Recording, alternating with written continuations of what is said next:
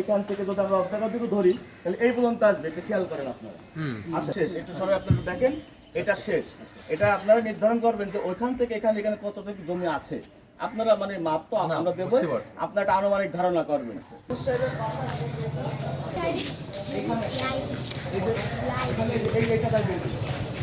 এখান থেকে তার জমি শুরু এই মার্কেটটাও তার। আচ্ছা আচ্ছা, এই মার্কেটটা তার হলে তো রাস্তা তো তার দেখলেন, এখানে কথা দেখলেন। ঠিক আছে, জমি দেখছেন লাগে মোট হচ্ছে 11 শতাংশ টাকা। প্রথম ফজল আহমেদ, আমার বাবার নাম ফজলুর রহমান, দাদার নাম রাজাব আলী বিশ্বাস। কেন বলতেছি যে এই জমির অরিজিনাল মালিক ছিলেন আমার দাদা, পরবর্তী আমার বাবা হয়েছেন, তারপরে আমি মালিকানা পেয়েছি। এই জন্য 3টা নাম উল্লেখ করছি। এবং এই জমি নিয়ে আমার বাবা আমাকে দান করে দিয়েছেন, এটা কত 95, এবং আমি 97 নাম পছন্দ করছি এবং খাজনাও দিচ্ছি। খাজনা দেওয়ার পরে আমি আর চাকরিজীবী মানুষ, বাইরে বাইরে থাকছি, এটা নিয়ে আর আমার টাকা খামাই না। পরবর্তীতে যখন দেখা গেলো যে জমি নিয়ে একটু টানা হাসা চলতেছে, আমার বাবা নিজেই আবার 2002-এ সেপারেশন কেস বলে না, সেপারেশন কেস করেছে। আর গফুর মিয়া কিনেছেন 93 এবং 95, কিন্তু উনি নাম পত্তন করেন নাই কোনো দিকে, থাকলে সে প্রমাণ দেখা। এখন এই কেস চলাকালীন সময়ে বিভিন্ন কমিশন এসে, কমিশন আসে, মাপে ঢোকে, এবং গফুর মিয়া যেভাবেই হোক ম্যানেজ করে সব উল্টে যায়। কিন্তু তারা বলে যে জমি আছে, কিন্তু কোনটা আমার জমি এটা তারা বলে না। যখন 2008-এ উনি বিল্ডিং তোলা শুরু করেন, তখন আমি থানায় যাই, এবং থানায় গিয়ে বলার পরে থানার থেকেও কাগজপত্র চাই। আমি যে কাগজপত্র দেখাই, ইনশাল্লাহ রাজাকারের সন্তান তো, এই কারণে কোনো চান্স পাই না। মুক্তিযোদ্ধা মানুষ, তার উপর আওয়ামী লীগ ক্ষমতায়, ওনার কথাই ঠিক, উনি বিল্ডিংটা বসে আছে। এই হচ্ছে আমার এই জমির বিষয়টা। এই জমি মোট কতটুকু আপনারা? আমার এখানে 6 শতক জমি আমার বাবার, আমার বাবা 4 শতক দিয়েছেন। 2 শতক আমার বাবা বলছে 2 শতক নিয়ে মাথা খাবেন না, রাস্তাঘাট তো অনেক হয়েছে, এর ভিতরে যদি যেয়ে থাকে তো 2 শতক আমাদের চলে গেল। তার মানে 6 থেকে 4 10 শতক মোট নাকি? না, 6 শতক, তার ভিতরে 4 শতক আমার না। এখানে উল্লেখ করাও আছে, এখানে বলা আছে যে আমার চারিপাশে কে কে আছে, এবং এটা বলা আছে যে এই পাশটা, এইটা বলা আছে 34 ফুট বাই 32 ফুট, আর এই পাশটা বলা আছে 52 ফুট বাই 12 ফুট। আচ্ছা, এটা আমার দলিলের উল্লেখই আছে। ওনার যে দলিল কিন্তু আমি তুলছি পরবর্তীতে, ওই দলিলে কি বলা আছে, 804, 803 ইজিক্যাল টু 2.34, 804, 803 ইজিক্যাল টু 9.34। কিন্তু 804-এ কথা, আমি কোথাও কথা বলছি 804 নিয়ে, 804-এ কত শতক এ কথা তার দলিলে কোথাও লেখা নাই। উনি শেষমেশ কী করেছেন, যখন যে সেদিকার হবে না, এর ভিতরে একটা ঘটনা আছে। 81 সালে এইখানে দাউদ নামে এক ভদ্রলোক ঘর তোলা শুরু করে, যার জমি ছিল, সে এই 804-এর দাগের মালিকানা ছিল তার। তো আমার বাবা তখন পৌরসভায় লিখিত দেয়, লিখিত দেওয়ার পর তখন পৌরসভার চেয়ারম্যান ছিল সামরানি সাহেব, উনি কোয়ারি করেন, শেষমেশ ডিক্লারেশন দেন জমির মালিক ফজলুর রহমান। আচ্ছা আচ্ছা, ওনার বিল্ডিং কিন্তু সব বন্ধ হয়ে যায়। সেই কারণে উনি পরবর্তী দাউদ মিয়া এই গফুরের কাছে বিক্রি করেন। আচ্ছা, তো এইটা হচ্ছে মানে চক্র, যার কারণে গফুর মিয়া আর নাম পত্তন করেননি, কিছুই করেননি। পরবর্তী 2001-এ যখন আবার সেটেলমেন্ট বসে, উনি কী করেন, যশোর থেকে কাগজ নিয়ে আসেন। ঝিনাইদহ ডিস্ট্রিক্ট শুরু হয়েছে কত সালে বলতে পারেন আপনারা? 84-এ। তাহলে 2002-এ যশোর করতেন না, এবং সেই কাগজের যে ভুয়া তথ্যটা তৈরি আসছে, এটা আমার জন্য ভালো হয়েছে। বলছে এটা 803, এটা আদর থেকে 804। ওই কাগজ যেহেতু ভুয়া কাগজ, যার জন্য ভুয়া কাগজে এটা 803 হয়ে গেছে।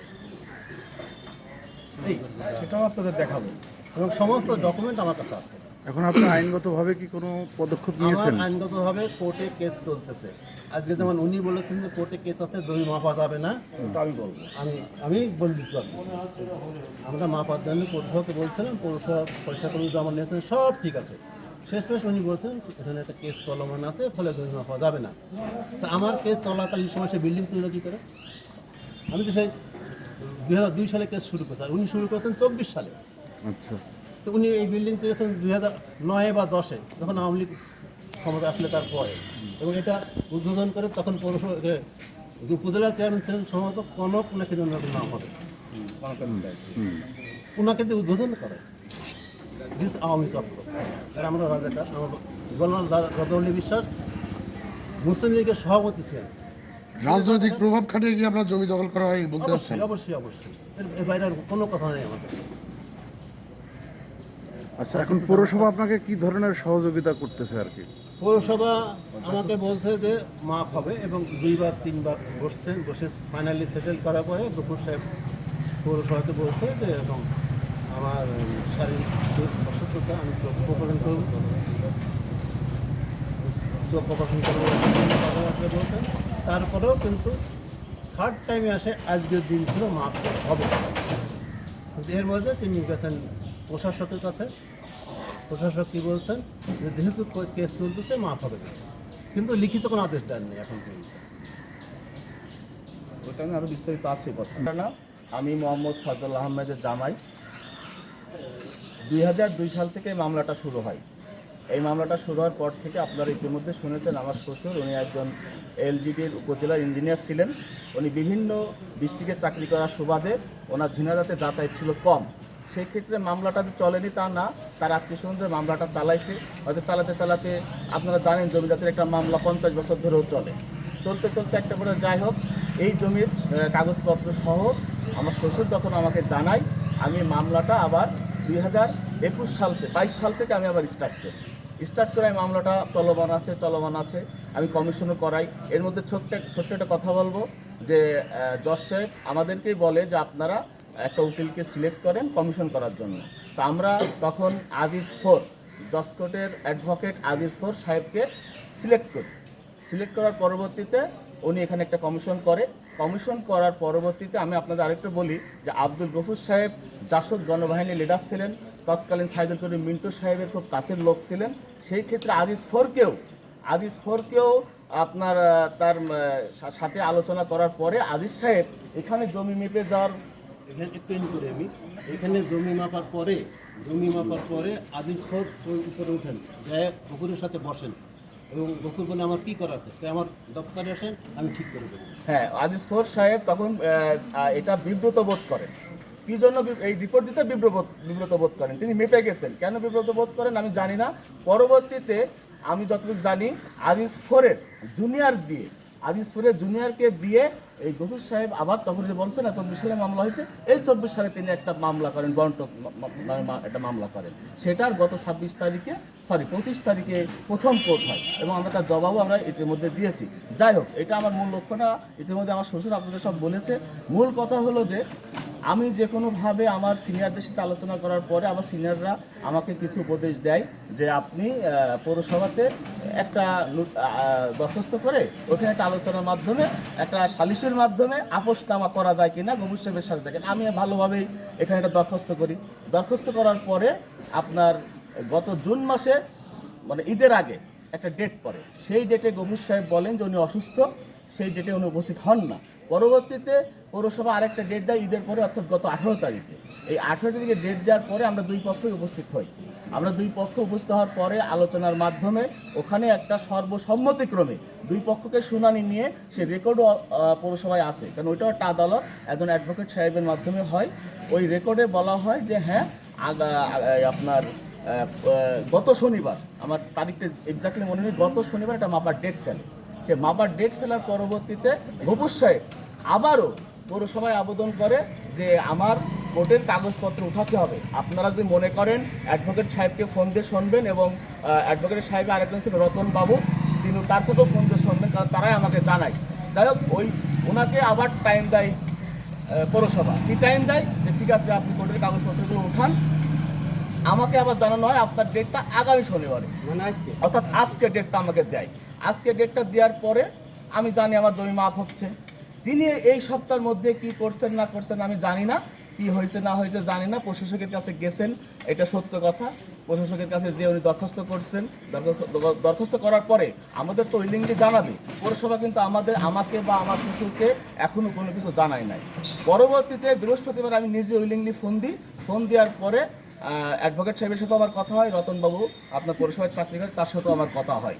কথা হওয়ার পরে বলে যে আপনার মাপটা স্থগিত করা হয়েছে। উনি নাকি চক্ষু দেখানোর জন্য আবার টাইম পিরিয়ড করেছে এবং কোর্ট থেকে যে মামলাটা চলছে তার একটা সার্টিফাইড কপি উনি সেই নথির সাথে অন্তর্ভুক্ত করেছে।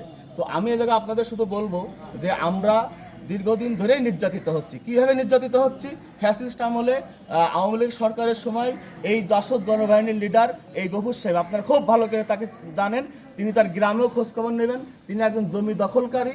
এই হচ্ছে যে আপনার তৎকালীন মেয়র সাইদুল করিম মিন্টু সাহেবের পুরো তত্ত্বাবধানে তিনি এই জায়গায় বিল্ডিং তৈরি করেন। আশপাশে অনেকেই বাড়িঘর আছে, হয়তো আপনাদের ওপেনলি কেউ বলবে না। যদি আপনারা সাংবাদিক সাহেবরা একটু গোপনে আপনারা যদি একটু পর্যবেক্ষণ করেন, দেখতে পারবেন যে অনেকেই বলবে এই জায়গাটা খালি ছিল। তৎকালীন 2009 সালে এই মেয়র সাহেবের পুরো তত্ত্বাবধানে তিনি ঠিকঠাক করে এই বিল্ডিংটা তৈরি করে ফেলেন। আর আরেকটা কথা বলি, পৌরসভায় তার অনেক এখনো এই যে আপনার আওয়ামী দোসর এখনো আপনার হচ্ছে যে তার অনেক পাওয়ার আছে। কি পাওয়ার আছে? ওইখানে তার ছেলে চাকরি করে, শাহিন নাম করে পৌরসভায় চাকরি করে এবং ঊর্ধ্বতন একজন কর্মকর্তা আছেন, তার আত্মীয়, আমি তার নামটা এই মুহূর্তে বলতে পারছি না আপনাদের সামনে, ঊর্ধ্বতন কর্মকর্তা আছে, তাদের যোগসূত্রে তিনি আজকে মাপটা বন্ধ করেন। তিনি যদি সঠিকই হবেন তো মাপলে তার কোথায় দোষ ছিল আপনি আপনারটা বুঝে নেন। আমি এই কথাও বলেছি, যদি আমরা জমি মাপামাপি করে আমরা যদি না পাই, আপনারা পৌরসভা আমাদের বিরুদ্ধে আইনগত ব্যবস্থা নেবেন। আমাদের দলিল আছে, আমাদের পর্চা আছে, কিন্তু রেকর্ডটা ওই যে বললাম আমার শ্বশুর দীর্ঘদিন বাইরে থাকার কারণে আপনারা জানেন যে রেকর্ড যা তার নামে হয়ে যেতে পারে। একদিন 500 টাকা দিয়েও রেকর্ড কিন্তু করাই নিতে পারে। এটা তিনি করাইয়েছেন এবং যে রেকর্ড করাইয়েছেন ওই যে আমার শ্বশুর বললো 803, তিনি তার উল্লেখে এই বিল্ডিংটা দেখাচ্ছে যে মার্কেটটা 803-এ, কিন্তু এই বিল্ডিংটা 803-এ না। এই বিল্ডিংটা এখন আমিন সাহেব আছে, এখনই আপনাদের সামনে মার্কেটে দেখা দিতে পারে 804 এই বিল্ডিংটা। তো আমি আপনাদের কাছে আমার শ্বশুরের পক্ষ থেকে এবং আমার নিজের ব্যক্তিগত পক্ষ থেকে এই যে আওয়ামী দোসররা এইভাবে জমি দখল করে তারা বিল্ডিং তৈরি করে এখনো বসবাস করছে, সাংবাদিক সমাজের মাধ্যমে আমি প্রতিকার চাচ্ছি। আপনারা যেটা ভালো মনে করেন অবশ্যই আপনারা সেটা করবেন। আমার বক্তব্য শেষ।